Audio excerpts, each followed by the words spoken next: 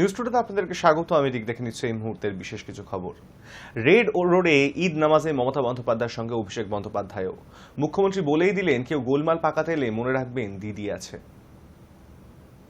প্রতিবারের মতন এবছরেও রেড রোডে ঈদের নামাজে যে মুখ্যমন্ত্রী মমতা বন্দ্যোপাধ্যায় যোগ দেবেন তা জানাই ছিল, কিন্তু তৃণমূলের অন্দরেই কৌতূহল ছিল অন্যান্য বারের মতন এবারও অভিষেক বন্দ্যোপাধ্যায় ঈদ নামাজে তার সঙ্গী হন কিনা। বিশেষত যখন গত কয়েক মাস ধরে তৃণমূলের মধ্যে শীর্ষ স্তরের সমীকরণ নিয়ে জল্পনা চলছে, কখনো অভিষেক দূরত্ব রচনা করছেন, কখনো মমতা প্রকাশ্যে ঘোষণা করছেন তিনি তৃণমূলের শেষ কথা।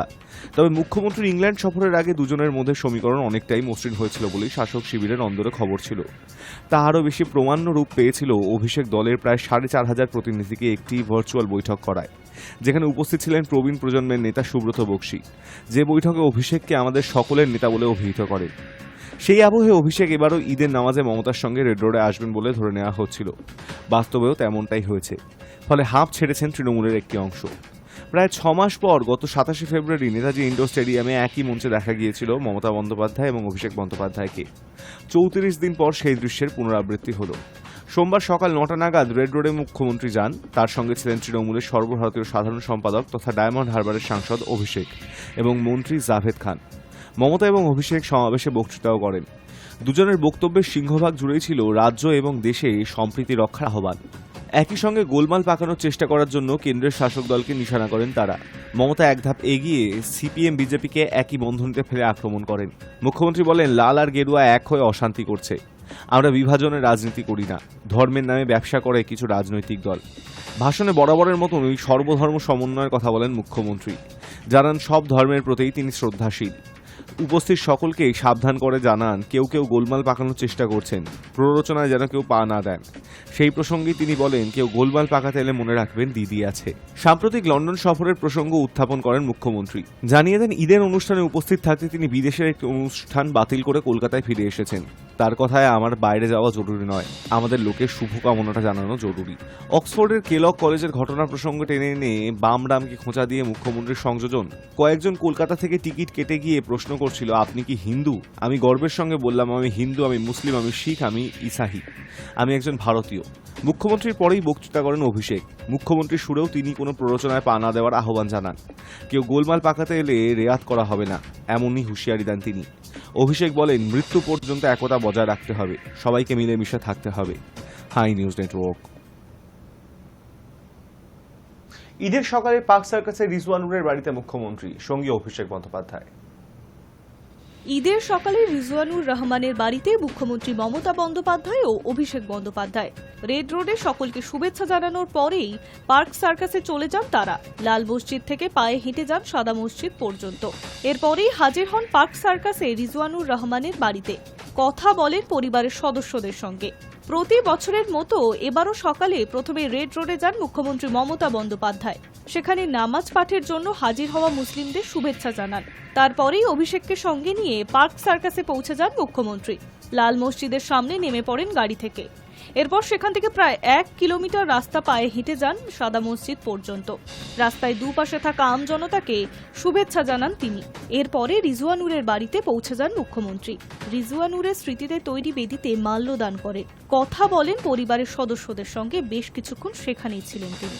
উল্লেখ্য, 2007 সালে রিজওয়ানুরের মৃত্যু নিয়ে উত্তাল হয়েছিল রাজ্য রাজনীতি। তারপর গঙ্গা দিয়ে বয়ে গিয়েছে বহু জল।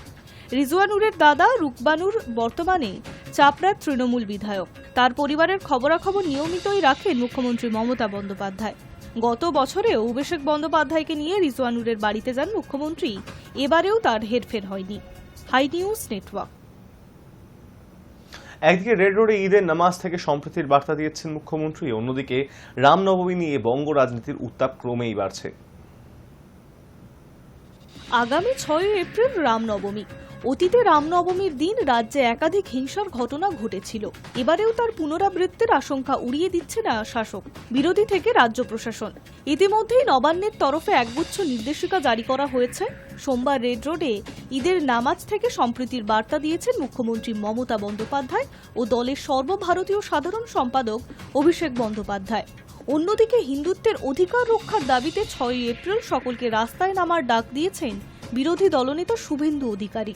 শুভেন্দুর দাবির সমর্থনে সোমবার সেন্ট্রাল এভিনিউ থেকে শ্যামবাজার সর্বত্র বড় বড় পোস্টার দেখা গেল। সব মিলিয়ে রামনবমীকে ঘিরে ক্রমেই চড়ছে রাজনৈতিক উত্তেজনার পারদ। এই উত্তেজনা শুধু কলকাতাতেই সীমাবদ্ধ নয়, জেলায় জেলায় উত্তেজনার পারদ চড়ছে। পূর্ব মেদিনীপুরের নন্দীগ্রাম, যেখানকার বিধায়ক বিরোধী দলনেতা, সেখানে এবার 6 এপ্রিল রামনবমীর দিন রাম মন্দিরের ভিত্তিপ্রস্তর স্থাপনের উদ্যোগ নিয়েছেন শুভেন্দু। একইভাবে জেলায় জেলায় গেরুয়া শিবিরের তরফে রয়েছে একাধিক কর্মসূচি। অন্যদিকে শাসক দলের বক্তব্য, বারে বারে ভোটে পরাজিত হয়ে হতাশা থেকে উগ্র হিন্দুত্বের রাজনীতি শুরু করেছে পদ্ম শিবির। অনেকের মতে 26-এর বিধানসভা ভোটের আগে হিন্দুত্বের প্রশ্নে বাংলায় বিজেপি যে আরও আগ্রাসী মনোভাবের দিকে এগোবে তা স্পষ্ট। অন্যদিকে বিজেপির বক্তব্য, যেভাবে রাজ্য জুড়ে হিন্দুত্বের তোষণ হচ্ছে তাতে তাদের ঐক্যবদ্ধ করা জরুরি, সে কারণেই এই কর্মসূচি। এবারের রামনবমীর আগের দিন অর্থাৎ 5 এপ্রিল থেকে 9 এপ্রিল টানা 5 দিনের একাধিক কর্মসূচি রয়েছে গেরুয়া শিবিরের।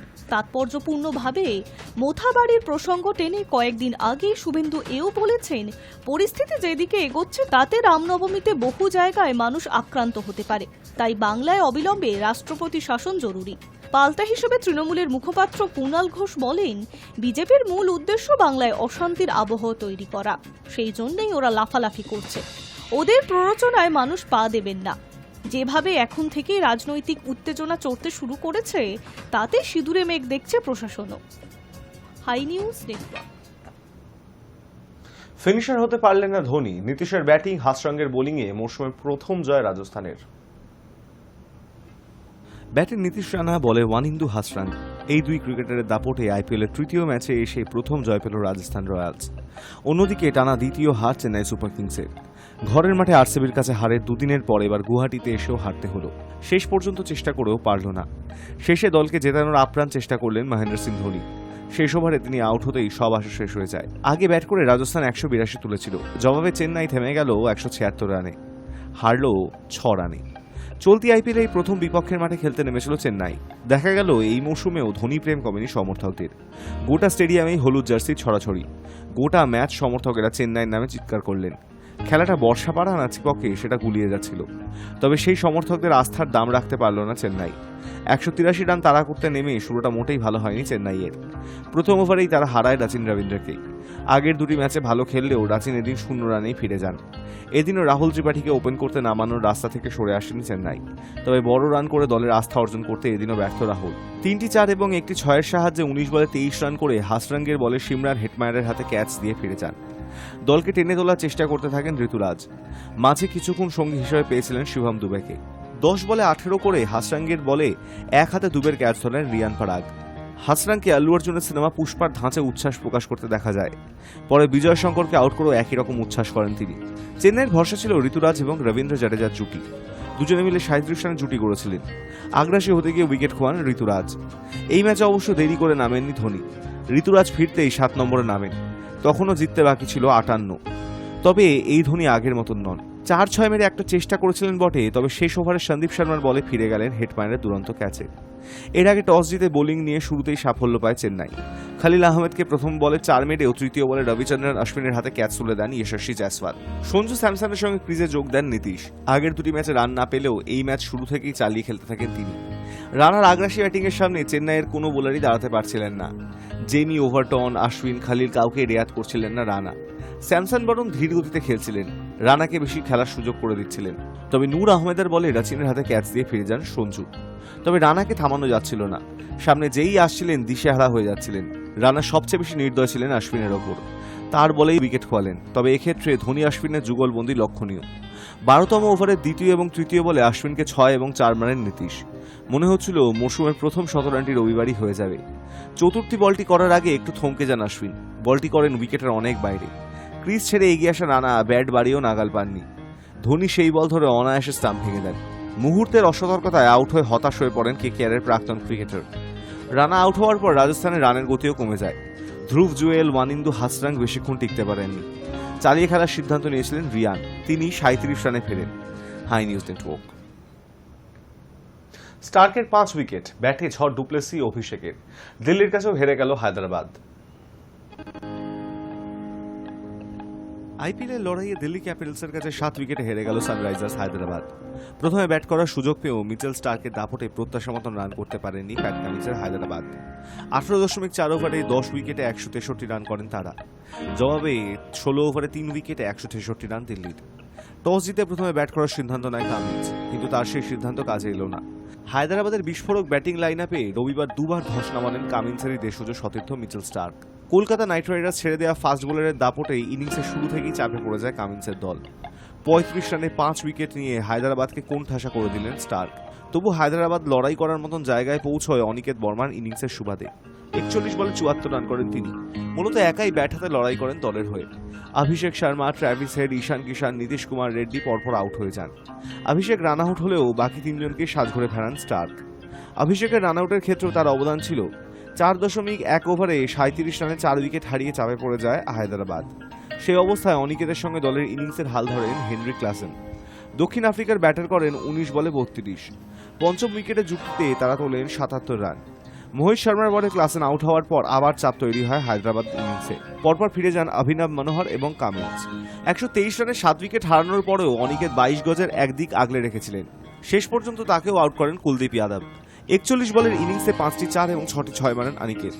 ইম্প্যাক্ট প্লেয়ার হিসেবে নামা উইয়ান মুল্ডার, হর্ষল প্যাটেলরাও ব্যাট হাতে তেমন কিছু করতে পারলেন না। তাদেরও আউট করলেন স্টার্ক। 1 রান করে অপরাজিত থাকেন মোহাম্মদ শামি। স্টার্ক ছাড়া ভালো বল করলেন কুলদীপও। 22 রানে 3 উইকেট তার। 25 রানে 1 উইকেট মোহিতের।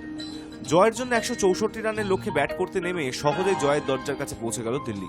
2 ওপেনার জ্যাক ফ্রেজার এবং ফ্যাফ দুপ্লেসি আগ্রাসী মেজাজে শুরু করলো। ম্যাকগার্ক 4টি 4 এবং 2টি 6-এর সাহায্যে 32 বলে 38 রান করেন। দুপ্লেসি 3টি করে 4 এবং 6 মারেন। দিল্লির সহ অধিনায়ক করেন 27 বলে 50। তবে ব্যাট হাতে ব্যর্থ হলেন লোকেশ রাহুল। 5 বলে তার অবদান 15। এরপর দলকে অনায়াসে জয়ের দরজায় পৌঁছে দিতে সমস্যা হয়নি অভিষেক পোরেল এবং ক্রিস্টান স্টাবসের। বাংলার তরুণ উইকেটরক্ষক ব্যাটারও সুযোগ কাজে লাগালেন ভালোভাবে। 18 বলে 34 রান করে অপরাজিত থাকলেন তিনি। মারলেন 2টি 4 এবং 2টি 6। শেষ পর্যন্ত তার সঙ্গে 22 গজে থাকা স্টাবস করলেন 14 বলে 21। হায়দ্রাবাদের ব্যর্থতার দিনেও নজর কাড়লেন জিশান আনসারি। উত্তরপ্রদেশের 25 বছরের লেগ স্পিনার 42 রানে 3 উইকেট নিলেন। দিল্লির 3টি উইকেটই তার। কামিন্সের দলের আর কোনো বোলার উইকেট পেলেন না। Hi news network.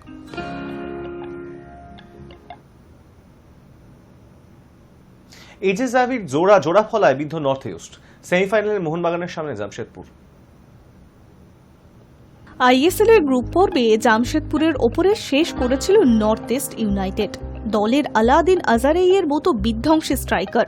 তার মধ্যে আইএসএফ এর শিল্ড জেতার পর আইএসএল এর সেমিফাইনালে যাওয়ার জন্য মরিয়া ছিল নর্থ ইস্ট। কিন্তু প্লে অফের ম্যাচে শেষ হাসি হাসল খালিদ জামিলের দলই। 2-0 গোলে পেদ্রো বেনালির দলকে হারালো জামশেদপুর। তাদের হয়ে গোল করেন স্টিফেন এজে ও জ্যাভি হার্নান্ডেজ।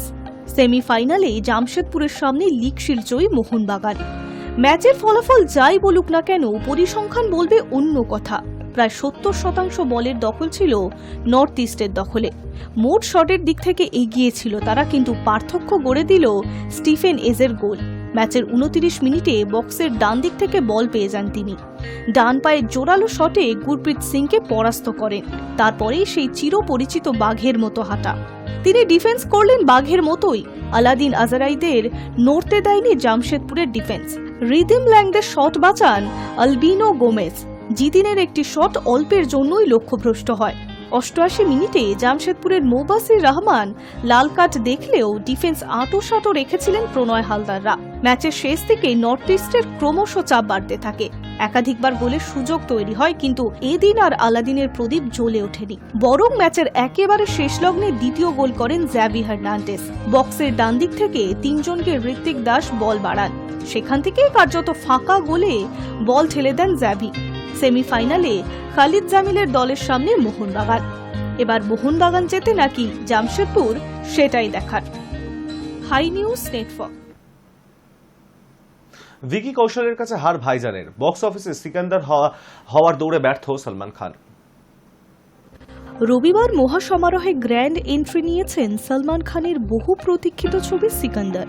খুশির ঈদে মুক্তির সঙ্গে সঙ্গে দর্শক অনুরাগীদের মনে ছবি ঘিরে মিশ্র প্রতিক্রিয়ার সৃষ্টি হয়েছে। আশা আশঙ্কার দোলাচলের মধ্যেই প্রকাশ পেল সিকান্দারের প্রথম দিনের বক্স অফিস কালেকশনের রিপোর্ট।